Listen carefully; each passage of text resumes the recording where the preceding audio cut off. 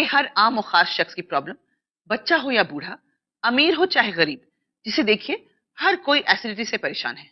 दरअसल वक्त बेवक्त खाना, मिर्च मसालेदार और तला भुना खाना, फास्ट फूड की लत, देर रात तक जागना, देर से सोकर उठना वगैरह कारणों से एसिडिटी आज की आम बीमारी बन चुकी है।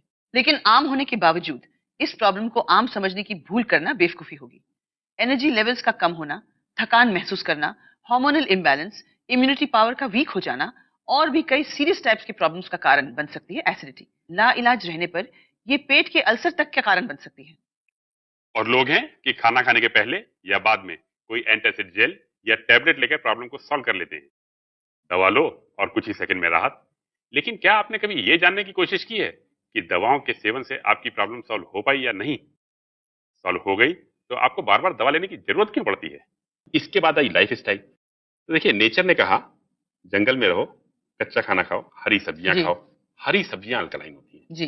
करीब करीब बाकी सब चीजें एसिडिक होती हैं जो हम खाते हैं, जैसे मटन, फिश, चिकन, ये सब तो है ही है। हार्ड ड्रिंक्स, सॉफ्ट ड्रिंक्स, ये सब पीएच लेवल पे हाईली एसिडिक हैं जी। और चाय, कॉफी, स्टिमुलेंट्स सब कुछ एसिडिक है।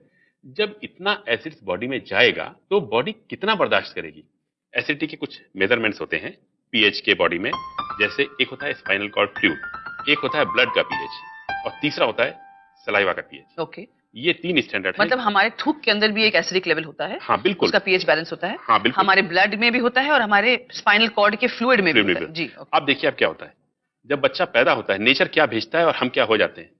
बच्चे के पैदाइश के टाइम पे उसका सलाइवा का पीएच 7.4 होता है। स्पाइनल कॉर्ड फ्लूइड का पीएच चेंज नहीं हो सकता, ब्लड उसको मेंटेन करेगा। ब्लड का पीएच चेंज नहीं हो सकता। अगर किसी वजह से ब्लड का पीएच चेंज हो रहा है तो ब्लड का पीएच चेंज होने में ब्लड बॉडी से अल्कलाइंस ड्रॉ करेगा। It's interesting. ब्लड का पीएच डिफाइंड है 7.35 से 7.45 के बीच में, ब्लड अल्कलाइन है, ठीक है।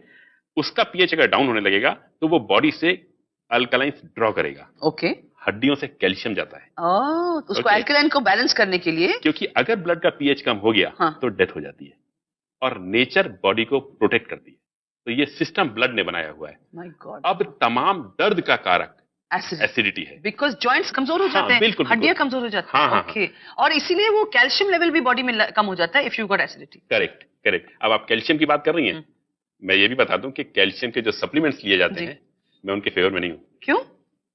सिंपल आर्गुमेंट है, आप कैल्शियम चाहे जितना ले लीजिए, उसको पहुंचने तो दीजिए ब्लड तक। और अगर किडनी क्लीन नहीं होगा तो वो अब्सॉर्ब नहीं करेगा। अब्सॉर्ब नहीं होगा। Absorption of alkaline substances is more important than taking them. मैं कहता हूं कि हमारे नॉर्मल खाने में सफिशिएंट अल्कलाइंस और कैल्शियम अवेलेबल है, बशर्ते उनका एब्जॉर्प्शन होने लग जाए। पीएच वैल्यू ठीक करनी है, एसिडिटी से छुट्टी पानी। आप मुझे कितना टाइम देंगे? 2 दिन से ज्यादा तो आप कहेंगे अरे इतना लंबा इलाज मैं नहीं करने वाली। डॉक्टर साहब, कमाल की बात बताई आपने। आपने कहा कि महीने में अगर हम 2 दिन एसिडिटी क्लेंस करें तो हम जिंदगी भर इन गोलियों से छुटकारा पा सकते हैं, लेकिन हम लोग ऐसा करते क्यों नहीं है? हाँ, एक्चुअली मजे की बात यह है कि हम लोग अपना भला कम और फार्मास्यूटिकल कंपनी और डॉक्टर का भला ज्यादा सोचते हैं। और मैं तो इसका जीता जागता उदाहरण हूँ। पहले गोलियों के भरोसे जीता था और बाद में उनसे बिल्कुल ही निजात मिल गई। डॉक्टर साहब, मैं बहुत एक्साइटेड हूँ एंड आई एम श्योर हमारे दर्शक भी एक्साइटेड हैं। डॉक्टर साहब, जल्दी से एसिडिटी क्लेंस के बारे में डिटेल में बताइए। बहरहाल कुनका जी, एसिडिटी क्लींस के बारे में बताने के पहले मैं ये जरूर बताना चाहूंगा कि एसिडिटी से होने वाली समस्याएं कितनी गंभीर हो सकती हैं। होता क्या है कि जो मेडिसिन सप्लाई करने वाली कंपनियां हैं वो जब एसिडिटी के लक्षण बताती हैं तो वो इस समस्या को गंभीरतापूर्वक नहीं लेती है और हमारे श्रोता और पेशेंट्स को ये पता नहीं चलता कि ये प्रॉब्लम कितनी गंभीर है और कहां तक जा सकती है। तो वो भी इसे बहुत सीरियस नहीं लेते हैं। बहुत सीरियसली नहीं लेते हैं, लेकिन आप देखेंगे कि ये प्रॉब्लम बढ़ती चली जा रही है, उम्र के साथ बढ़ती चली जाती है। तो उसके कंसिक्वेंसेस के बारे में एक नजर हमको चर्चा करना जरूरी है। एसिडिटी के काफी खतरे हैं। हार्मोनल इम्बैलेंसेस, रोग प्रतिरोधी क्षमता का कम होना, थकान, फूड एब्जॉर्प्शन और डाइजेशन में प्रॉब्लम। शरीर में मिलने वाला सबसे अल्कलाइन मिनरल कैल्शियम है। कैल्शियम हड्डियों की ग्रोथ के लिए जरूरी है। ब्लड का पीएच कम हो जाने पर शरीर ब्लड के पीएच का बैलेंस बनाए रखने के लिए हड्डियों से कैल्शियम को एब्जॉर्ब करने लगता है, जिससे ऑस्टियोपोरोसिस, ऑस्टियोआर्थराइटिस के लक्षण समय से पहले ही दिखाई देने लगते हैं। इंसुलिन लेवल बढ़ने लगता है, फैट बर्न होने के बजाय शरीर में जमा होने लगती है, बॉडी वेट बढ़ने लगता है, डायबिटीज के सिम्टम्स भी नजर आने लगते हैं, इलेक्ट्रोलाइट बैलेंस बिगड़ जाता है। यहाँ ये जानना भी जरूरी है कि बॉडी में इलेक्ट्रोलाइट्स का अहम रोल होता है। नर्व, हार्ट और मांसपेशियों की सेल्स को अपने बाहरी आवरण यानी मेम्ब्रेन को मेंटेन रखने के लिए इलेक्ट्रोलाइट्स की खास जरूरत होती है। किडनी, गॉल ब्लैडर, पैंक्रियाज वगैरह अंगों पर काम का बोझ बढ़ जाता है।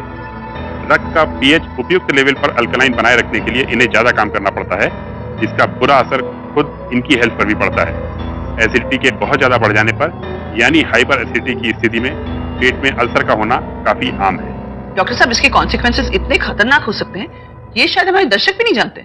और इलाज बहुत आसान है। ग्रीन वेजिटेबल जूसेस हमारे शरीर में ब्लड ट्रांसफ्यूजन का काम करते हैं। ब्लड में और क्लोरोफिल में अद्भुत समानताएं हैं। तो अब डॉक्टर साहब हमें बताइए कि हमें किन किन वेजिटेबल। मैं आपको एक एक करके बताता हूँ।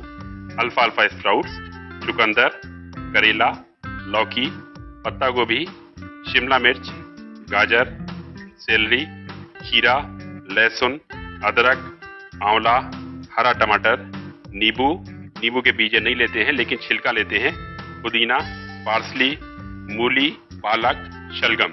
डॉक्टर साहब, ये लिस्ट तो बहुत लंबी है। अब इतनी सारी सब्जियों का जूस निकाल के पिए और इतनी सारी सब्जियां मिलेंगी कहां से? मैंने कब कहा कि सारी सब्जियां लाइए? इसमें से जो मिल जाए वहां से शुरुआत कर दीजिए। ओके। बस लेके कहीं से भी शुरुआत कर दीजिए। उसको पीएच को इंप्रूव होने दीजिए। आप असर देखती जाइए, अपने आप बेहतर हेल्थ मिलती चली जाएगी। आमतौर पे कच्ची सब्जी ज्यादा खाना पॉसिबल नहीं होता। मैं कितना भी कहूं कि खीरा खा लीजिए, 2 किलो खा लीजिए, नहीं खाया जा पाता, है ना। इसको दूर करने के लिए जो जूस होता है ना, ग्रीन वेजिटेबल, ये आसानी से पेट में चला जाता है। भाई आंख बंद की, गटक के पी गई है और उतने से काम हो जाता है। इसलिए हम ग्रीन वेजिटेबल जूसेस की बात करते हैं। डॉक्टर साहब, फिर इतनी सारी वेजिटेबल जूस पिए और ये सब, तो विटामिन की गोली क्यों नहीं खा ले? ये सारे मैग्नीशियम और खाइए ना। हाँ। आपको अगर इतनी चिंता है डॉक्टर्स की, फार्मास्यूटिकल कंपनीज की और वो दवाई बनाने वाली फैक्ट्रियों की, आप जरूर खाइए। उससे आपको होने वाला कुछ नहीं है, क्योंकि वो बॉडी में एब्जॉर्ब नहीं होती है। और ग्रीन वेजिटेबल जूसेस हमेशा तुरंत एब्जॉर्ब होते हैं और ये नेचर की बनाई हुई चीज है। एसिडिटी क्लींज में अब मैं आपको दिखाने जा रहा हूं कि हरी सब्जियों का जूस कैसे निकालते हैं। ये पुदीना है, ये लौकी है, गाजर, करेला, खीरा, आंवला, लहसुन, नींबू। मैं अब आपको दिखाता हूं कि कैसे इसका जूस निकालते हैं। कुछ सब्जियां काट के प्रयोग की जाती हैं और कुछ ऐसी ही डाल दी जाती हैं। देखिए, ये लौकी है, ये खीरा है। खीरा के किनारे निकालने की जरूरत नहीं है, लौकी के लिए जरूरी था ये। टमाटर को भी ऐसे का ऐसा डाल देते हैं। ये करेला है, करेला के मैंने किनारे निकाले हुए हैं। ये आंवला है, आंवले के बीज जरूर निकाल देना चाहिए और आंवला बहुत गुणकारी है। अब यहाँ पे हम आपको एक चीज दिखाना चाहते हैं कि मैं हरी सब्जियों के जूस की बात कर रहा था। ये जूस अभी तक हरा है, लेकिन जब हम इसमें गाजर डालेंगे तो आप देखेंगे इसका रंग बदलने लगेगा और ये थोड़ा थोड़ा लाल होने लगेगा। और ये हमने इसमें चुकंदर डाला, अब ये पूरा लाल हो जाएगा।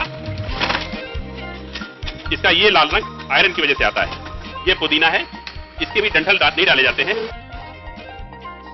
ये लहसुन हो गया, नींबू को छिलके के साथ इस्तेमाल करते हैं और इसके बीजे नहीं लेते हैं, क्योंकि इसके बीजे नुकसान करते हैं।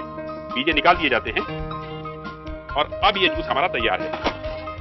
और ये जो इसके अंदर बच जा रहा है गूदा, इसमें अभी भी जूस बाकी है, तो इसको अलग करके इसमें से पानी लेके इसको फिर थोड़ा आटे की तरह मार लेते हैं और दोबारा प्रयोग करते हैं। तो बहुत टेस्टी है। हाँ, बिल्कुल टेस्टी है। वैसे एक बात बोलूं डॉक्टर साहब, मुझे भी ना चटपटा और चटाकेदार खाने का शौक है, तो इसमें मैं नमक, नींबू कुछ भी डाल सकती हूँ? वैसे बाय द वे, चटपटा और चटाकेदार खाना ना मुझे भी बहुत पसंद है और आप इसमें बिल्कुल कुछ भी डाल सकती हैं। नमक, भुना जीरा, नींबू, जो आपकी मर्जी। चाट मसाला? हाँ, बिल्कुल डालिए। फैंटास्टिक। हाँ। देखा आपने, ये है एसिडिटी का इलाज, ग्रीन वेजिटेबल जूस, जिसे हम ग्रीन ब्लड भी कह सकते हैं।